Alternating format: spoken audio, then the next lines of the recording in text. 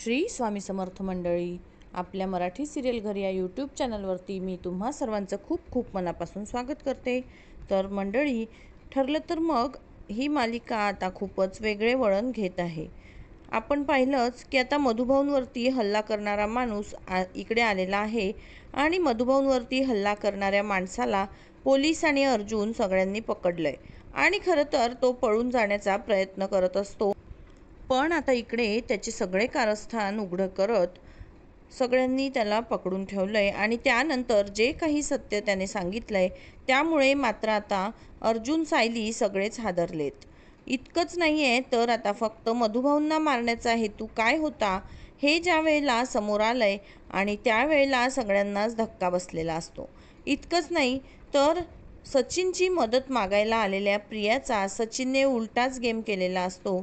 कसा केलाय आणि सायलीने ज्या वेळेला त्या माणसाला पाहिलंय, सायलीने त्याला ओळखलेलं असतं आणि कोण आहे हा माणूस ज्याला सायली ओळखते आणि सायली या सगळ्यामध्ये आता मात्र इकडे मधुभाऊंच्या जीवाला धोका पोचवणाऱ्या माणसाचा हेतू काय हे सुद्धा सगळ्यांच्या समोर ज्या वेळेला आणत आहे त्यावेळेला नक्की काय घडलंय, कसं घडलंय आपण सविस्तरपणे नक्कीच बघूया। तर व्हिडिओ स्किप न करता शेवटपर्यंत नक्की बघा आणि चॅनलला सबस्क्राईब केलं नसेल तर नक्की सबस्क्राईब करा। तर आपण बघितलंच की मधुभाऊ डोळ्याच्या इशाऱ्यांनी सायलीशी बोलताना आपल्याला दिसताय आणि सायली जे जे प्रश्न त्यांना विचारते त्या प्रश्नांची उत्तरं मधुभाऊ डोळे झपकवत सायलीला देत आहेत। त्यामुळे सायलीला खूपच आनंद झालेला असतो आणि आता अर्जुन हा डॉक्टरांकडे जातो। तसेच कुसुमताईला सुद्धा फोन आलेला असतो। तर सायली विचार करते आता मला मधुभाऊंशी मोकळेपणाने बोलता येईल। तर मधुभाऊला आता प्रश्न विचारत मधुभाऊ सायलीला काही सांगणार तितक्यातच आपण पाहिलंय की कुसुम आणि इकडे अर्जुन पण आलेला आहे। बरं, हे सगळं चालू असताना मग आता मधुभाऊ काही बोलतायत हे सायलीला कळतच नाही। मधुभाऊंच्या पायांची हाताची थोडीफार हालचाल असते पण ती सायलीच्या लक्षात येत नाही। सायलीला कळतच नाहीये की नक्की आता मधुभाऊ आपल्याला काय सांगण्याचा प्रयत्न करत होते। पण त्याच वेळेला ते दोघं आलेत आणि त्याच वेळेला डॉक्टर आणि नर्स इकडे नर्सने डॉक्टरांचा निरोप घेऊन आलेली असते। नर्स सांगते की तुम्हाला सगळ्यांना डॉक्टरांनी केबिनमध्ये बोलवलंय डिस्कशन करण्यासाठी। सगळेजण आता केबिनमध्ये जा आणि डिस्कशन करून घ्या। डॉक्टर आता मधुभाऊंच्या तब्येतीच्या बद्दल तुम्हाला काहीतरी सांगण्यासाठी बोलवत आहेत असं म्हटल्यावर ते मग आता सगळेच जण डॉक्टरांकडे गेलेले आहेत। बरं, ज्या वेळेला कुसुमताई, सायली आणि अर्जुन हे तिघेही जण ज्या वेळेला डॉक्टरांकडे जात असतात आणि त्याच वेळेला ह्या दोघांची भांडणं काही संपतच नाहीत। म्हणजे इकडे सायली सांगायला लागते, कुसुमताई अगं सगळं झालंय पण तरी तुमच्या दोघांची भांडणं काही संपतच नाही आहेत। तुम्ही दोघे जण एकमेकांशी असं भांडताय, आता सगळं व्यवस्थित आहे ना?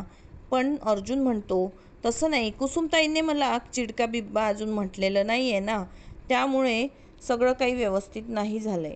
तर सायली म्हणते धन्य आहे बाबा तुमच्या दोघांची मला आता काही बोलायचंच नाही आहे। तितक्यात नर्स पुन्हा आलेली आहे। नर्स सांगायला लागते की लवकरात लवकर डॉक्टरांनी तुम्हाला बोलवलेलं आहे आणि असं म्हटल्यावर लगेचच सायली म्हणते चला। त्याच वेळेला आपण पाहिलंय की डॉक्टरांचा वेश घेऊन आता तो माणूस आलेला आहे जो मधुभाऊंच्या जीवावरती उठलेला असतो। मधुभाऊंच्या जीवावरती उठलेला माणूस तिकडे येतो आणि त्यानंतर तो मधुभाऊंच्या तोंडाला जे काही मास्क लावलेलं असतं ऑक्सिजन मास्क ते काढून टाकण्याचा प्रयत्न करतो।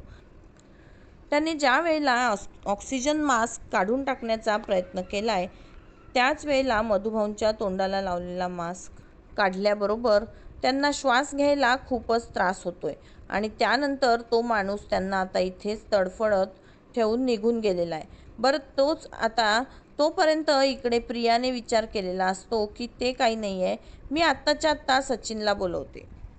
मी सगळे प्रयत्न करून झाले, खोटं सुसाईड अटेम्प्ट करून झालं, सगळं झालं, घरी फोन केलाय, चिठ्ठी पाठवली, पत्र लिहिलंय, सगळं करून झालंय पण आता त्याचा काहीच उपयोग झालेला नाही। तर आता मी कसं विचार करते प्रिया की प्रतिमाला सांगू का? पण नाही, प्रतिमाला जर सांगितलं तर तो रविराज तिकडे आडवा येईल, किल्लेदार तिकडे आडवा येईल म्हणून प्रिया तो पण विचार सोडून देते। पण आता तिच्या डोक्यात एकच आलेलं असतं की सचिनला आता मी बोलवते आत्ताच्या आत्ता मी सचिनला बोलवून घेते. तो एकमेव व्यक्ती असा आहे जो आता मला मदत करू शकतो आणि ही बातमी घरी पोचवू शकतो. फक्त आणि फक्त घरच्यांच्यापर्यंत पोचवायची आहे, बस, बाकी काहीच नाही. असा विचार करत काही झालं तरी आता मला भेट घेतलीच पाहिजे सचिनची, कारण मी सचिनच्या पडत्या काळात त्याची मदत केलेली असते आणि त्यामुळे त्याला माझी मदत करायलाच पाहिजे, असा विचार ती आता करत असते. आणि त्यानंतर मग आता प्रिया लगेचच इकडे एका हवालदार मॅडमला, म्हणजे प्रिया असं म्हणते की माझ्या बाळाच्या खोटारड्या मावशीला आता इकडे बोलवलंच पाहिजे, तिच्याकडून आता काम काढून घेतलंच पाहिजे. तर ती आता त्या हवालदार मॅडमला बोलवते आणि सचिनला फोन लावायला सांगते. फोन लावल्यावरती सचिन आता विचार करतोय, ठीक आहे, आता ही प्रियाला 100% माझी मदत लागणार आहे आणि ही मदत मी तिला करणार, पण फुकट तिला कोणतीही मदत मी करणार नाही, म्हणजे नाही, कारण काही झालं तरी आता फुकटच्या कामाला कधीच काही व्हॅल्यू नसते. आता माझ्या हातात हुकमाचा एक्का आहे. याच प्रियाचा आता मी वापर करून सगळ्या सुभेदार कुटुंबांना असा धडा शिकवेल ना की त्यानंतर मग आता सुभेदार सगळ्यांमध्ये काहीच करू शकणार नाही आहेत. आणि म्हणून तो प्रियाला भेटायला निघालेला असतो. आता अर्जुन आणि सायली डॉक्टरांना भेटायला आलेले आहेत. ज्या वेळेला अर्जुन सायली डॉक्टरांना भेटायला येतात आणि त्यावरती डॉक्टर आता सांगायला लागतात की हे बघा, म्हणजे तुमचा पेशंट ना हळूहळू चांगला रिस्पॉन्ड करायला लागलेला आहे, पण तरीसुद्धा जर का तब्येतीमध्ये सुधारणा व्हायची असेल ना तर अजूनही काही गोष्टी त्यांच्यासाठी करायला पाहिजेत. म्हणजे आता तुम्ही त्यांच्याशी बोललं पाहिजे, सतत इकडे आलं पाहिजे आणि त्यांना जुन्या जर गोष्टी काही सांगितल्या, त्यांना तुम्ही आठवण करून दिलीत तर कदाचित या सगळ्यामध्ये तुमचा पेशंट बरा व्हायला नक्कीच मदत होईल. असं म्हटल्यावर सायली म्हणते, हो, खरं तर आमचं या सगळ्यामध्ये खूपच दुर्लक्ष झालं. आम्ही आता मधुभाऊंची भेट घेण्यामध्ये खरंच खूप कमी पडलो आणि हे सगळं आम्ही इकडे आता निस्तरणार आहोत आणि एक दिवसाआड आम्ही आता सगळे एक जण येऊन जाऊ. मधुभाऊंना भेटायला कुसुमताई येत जाईल. अर्जुन सर तुम्ही सुद्धा येत जा. यावरती अर्जुन आता सांगायला लागतो, हो बायको, तू चिंता करू नकोस, आपण सगळेजण आलटून पालटून मधुभाऊंना भेटायला येत जाऊ. बरं, हे सगळं चालू असताना मग आता इकडे नर्स आलेली आहे आणि नर्स म्हणते काहीतरी गडबड आहे. यावर डॉक्टर म्हणतात, काय झाले? त्यावर नर्स आता सांगायला लागते, मी ज्या वेळेला मधुकर पाटील यांच्या रूममध्ये गेले होते ना तेव्हा त्यांच्या तोंडाचा मास्क कोणीतरी काढला होता. म्हणजे आता अर्जुन सांगतो, कसं शक्य आहे? आम्ही सगळेजण ज्या वेळेला तिकडे आता आलो होतो त्यावेळेला त्यांच्या तोंडाला ऑक्सिजन मास्क होता, व्यवस्थित होता. यावरती ती म्हणते, नाही, पण मी गेले तेव्हा पाहिलं की तोंडाचा मास्क तर काढलेला होता आणि त्यांना श्वास घ्यायला सुद्धा खूप त्रास होत होता. आणि असं म्हटल्यावरती नर्स आता इकडे म्हणते, सांगायला लागते की लवकरात लवकर तुम्ही तिकडे चला. त्यावरती मी तुम्हाला सगळं काही सांगते. सध्या तरी आता त्यांना मी मास्क लावलेला आहे, पण कोणीतरी हे सगळं मुद्दाम केलंय. यावरती अर्जुन म्हणतो, कोण आहे तो जो मधुभाऊंच्या जीवावरती उठलाय? आणि त्यानंतर सायली आता बोलायला लागते, कोण मधुभाऊंच्या जीवावरती उठलं असेल, मला खरंच काही कळत नाही आहे. आणि अर्जुन म्हणतो, आत्ताच्या आत्ता CCTV फुटेज मला इकडे चेक करायचे आहेत. ज्या वेळेला CCTV फुटेज बघायला लागतात त्याच वेळेला मला आता त्यांना तो माणूस दिसलेला असतो. आणि अर्जुन सांगतोय, कोण आहे हा माणूस? म्हणजे आता हा तुमचं डॉक्टर आहे का, स्टाफमधला आहे का? यावरती डॉक्टर सांगायला लागतात, नाही नाही, हा माणूस, याला तर आम्ही ओळखत पण नाही आहे. म्हणजे हा आता आमच्या इकडे कंपाऊंडर पण नाही आहे आणि स्टाफमधला पण कोणीच नाही, कामाला पण कोणताच नाही आहे. हा माणूस आमच्याकडे कामाला नाही आहे, पण हा इकडे आलाय कशासाठी? आम्हाला खरंच याच्याबद्दल काहीच माहीत नाही आहे. यावर अर्जुन म्हणतो, नाही, काहीतरी गडबड आहे. हा माणूस इकडे आला याचं कारण आता तो कोणाच्या तरी सांगण्यावरून आलाय. त्याचा काय हेतू आहे आपल्याला जाणून घेतलंच पाहिजे. मधुभाऊंना मारायला निघाल्या म्हटल्यावरती मग मात्र लगेच आता इकडे अर्जुन म्हणतो, ते काही नाही, सगळ्या हॉस्पिटलमध्ये कोणालाही बाहेर जाऊ देऊ नका. आता मात्र हा माणूस इकडे लपून विचार करतोय की मी बाहेर कसा काय जाऊ, आता हॉस्पिटलमधून मी बाहेर कसा पडू?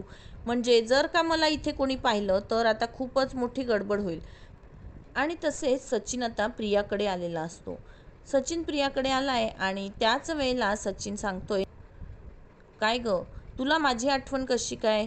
तुला यावरती प्रिया सांगते, जास्त शहाणपणा करू नकोस. हे बघ, माझं आता तू एक काम करायचं आहे, मी प्रेग्नंट आहे ही न्यूज सुभेदारांच्या घरापर्यंत पोचवायची आहे. आणि त्यावरती तो म्हणतो, माझं काय इथे, म्हणजे मी काही न्यूज पोचवू, काय गरज पडली मला? आणि यावरती ती सांगायला लागते, हे बघ, काही मला माहीत नाही आहे, तू आता या सगळ्यामध्ये माझी मदत करायची आहे. मी प्रेग्नंट आहे ही गोष्ट जर का तू सुभेदारांपर्यंत पोचवली नाही ना, तर आता मी तुझी मदत करता येईल ती करेल. सचिन म्हणतो, हट, तुझी मदत मला आता कशाला पाहिजे? तुझ्या मदतीची मला काहीच गरज नाही आहे. मुळातच जर का आता इकडे तू जेलमध्ये आहेस, तर तू जेलमध्ये असून तू काय माझी मदत करणार आहेस? माझी मदत करूच शकत नाहीस. आणि असं म्हटल्यावरती ती सांगायला लागते, हे बघ, मला काय असं तसं समजू नकोस. मला आता इकडे काही साधी समजू नकोस. काही झालं ना तरीसुद्धा मी तुला या सगळ्यामध्ये पूर्णपणे बर्बाद करू शकते. तुला मदत जशी केली ना तशीच मी तुला बर्बाद करायला सुद्धा आता मागे पुढे बघणार नाही. यावर सचिन आता सांगायला लागतो, तू काय ग मला बर्बाद करणार? बस झालं, तुझं आता हे तोंड बंद कर. यावरती ती सांगते, हे बघ, तुला कधीही माझ्या मदतीची ज्या वेळेला गरज पडेल ना, मी तुला मदत करायला तयार आहे. एकदा तू माझी मदत कर. यावरती आता तो म्हणतो, ठीक आहे, काय करायचं काय सांगते. यावरती ती सांगायला लागते, हे बघ, तू आत्ताच्या आत्ता त्या कल्पीकडे जा आणि कल्पीला आता मी प्रेग्नंट असल्याचं सांग. यावरती तो म्हणतो, मी त्या घरामध्ये गेलो आणि ते लोक माझ्यावरती विश्वास ठेवतील असं तुला खरंच वाटतंय? म्हणजे आता ते विश्वास ठेवून तुला मदत करायला येतील? अगं, उलट मी ही न्यूज पोचवली तर ही न्यूज 100% खोटी आहे असं आता ते म्हणतील. आधी तर ते मला घरात समोर फिरकूही देणार नाहीत, मला घरात घेणारच नाहीत. आणि त्यानंतर मग आता तुला काहीच उपयोग होणार नाही आहे माझा. म्हणून मी तुला सांगतोय, माझ्याकडून ही न्यूज नको पोचवू. ती सांगते, तू ऐक तरी, तू आता न्यूज पोचव. तू जर का पोचवलीस न्यूज तर मी तुझं सगळं काम करेन. सचिन आता सांगतो, यापेक्षा एक बेटर आयडिया माझ्याकडे आहे. तुला माहिती आहे का, सायली पण प्रेग्नंट आहे. आणि त्यावरती आता प्रिया म्हणते, काय, सायली प्रेग्नंट आहे? आणि त्यावर सचिन म्हणतो, हे बघ, तुझी जी आयडिया आहे ना, यापेक्षा भन्नाट आयडिया माझ्याकडे आहे. आणि त्यावेळेला ती म्हणते, काय आयडिया आहे ते मी तुला सांगते. हे दोघे जण एकदम नीच पातळीवर जाऊन आता घाणेरडं कारस्थान करायला निघालेले असतात. दोघं जण आता मात्र डिस्कस करतायत. ते काय डिस्कस करतायत, कसं डिस्कस करतायत याबद्दल आपल्याला काहीच दाखवलेलं जात नाही. पण ज्या वेळेला त्या दोघांचं डिस्कशन झालेलं असतं, दोघांच्या चेहऱ्यावरील मात्र आता एक चांगलंच हसू आलेलं आहे. काही झालं तरी आता आपला प्लॅन वर्कआउट करायचाच आहे, म्हणजे करायचाच, असं म्हणत दोघांनी हातमिळवणी केलेली असते सुभेदारांच्या विरोधात. आणि त्यानंतर मग आता सध्या सगळीकडचा CCTV फुटेज चेक केल्यावरती तो पळून जाणारा माणूस दिसलाय. आणि तो पळून जाणारा माणूस दिसताच अर्जुन आणि सायली यांनी झडप घालत त्याला पकडण्याचं काम केलंय. आता तो तिकडून पळण्याचा प्रयत्न तर करतोय, पण त्याच वेळेला अर्जुन, सायली, आता सावंत इन्स्पेक्टर आणि यांच्यासोबत त्याच्यावरती चांगलीच धडक घातलेली आहे. आता तो कुठेही जाणार नाही याची चांगलीच खबरदारी घेण्यात आलेली आहे. त्यांची खबरदारी घेतल्यावर मात्र आता इकडे लगेचच तो पळण्याचा प्रयत्न करणार. मला कशाला पकडलंय यावरती मग आता इकडे इन्स्पेक्टर सांगायला लागतात की मधुकर पाटलांच्या खोलीमध्ये तू गेला होतास ना, मधुकर पाटलांच्या खोलीत जाऊन त्यांचा मास्क काढण्याचा जो काही तू प्रयत्न केलास ना, त्यासाठी तुला अटक करण्यात येत आहे, असं म्हणत आता इकडे पोलिसांनी त्याला पकडलेलं आहे. पण आता तो पोलिसांच्या तावडीतून सुटून बाहेर पडत असताना अर्जुन आता सांगायला लागतो, अर्जुन इकडे सांगतो की काय चाललंय हे सगळं, बास झालं, आत्ताच्या आत्ता खरं खरं सगळं काय ते बोल. आणि त्यानंतर कोणी तुला पाठवलंय लवकर सांग. त्यावरती तो माणूस लगेच काही बोलतच नाही. आणि त्याच वेळेला मग आता अर्जुन बोलतोय, बोल, कोणी पाठवलं तुला? त्यावर तो आता महाभयंकर खुलासा करतो आणि तो सांगतोय, महिपत शिकरेने मला इथे पाठवलंय. आणि त्यानंतर अर्जुनला सगळं काही सत्य समजलेलं असतं. इकडे सायलीला कळतच नाही आहे की मधुभाऊंना भेटायला आले इतके दिवस तर आता मधुभाऊंच्या जीवाला काही धोका नव्हता, पण अचानकपणे हे काय झालं की अचानक मधुभाऊंच्या जीवाला असा कसा धोका निर्माण झाला? म्हणजे मी हे सत्य जाणून घेण्याचा प्रयत्न करत होते आणि मी इकडे आले म्हणूनच हे सगळं घडलं असेल का? पण महिपत शिखरे हे सगळं कळलंय. महिपतला हे सगळं कसं कळलंय? अर्जुन आता गप्प बसणार नाहीये. अर्जुन आता विचार करतोय, काही झालं तरी या महिपत शिखरेला चांगलाच धडा शिकवला पाहिजे.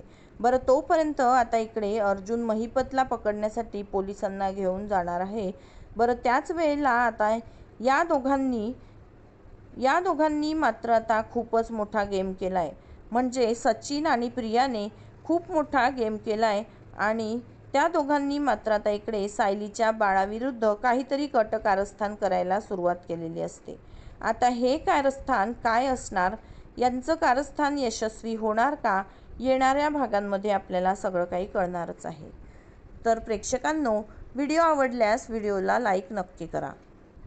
धन्यवाद आणि श्री स्वामी समर्थ.